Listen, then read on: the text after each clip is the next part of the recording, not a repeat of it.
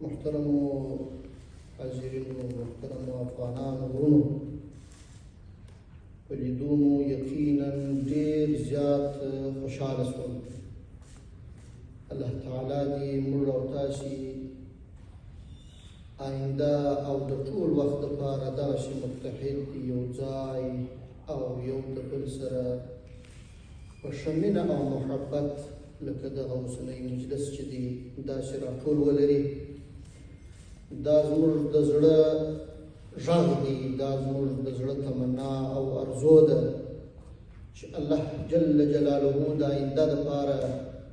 د افغانانو د منځ څخه هغه ستونزې چې دا 40 کاله یې افغانان کړولي دي وباسي، او الله تعالی موږ او تاسو ټولو ته وحدت او اتفاق را نصیب کړي، ورورګلوي او اخوت را نصیب کړي، او هغه تعصبات او هغه فتنې چې د بهرنیو اشغالګرو او دښمنانو لخوا څخه زموږ او ستاسو په منځ کې شیندل سوي دي، هغه نور زموږ او ستاسو د ټولو د زړونو څخه ووځي او په ښه مینه او محبت سره راټول او خپل وران وطن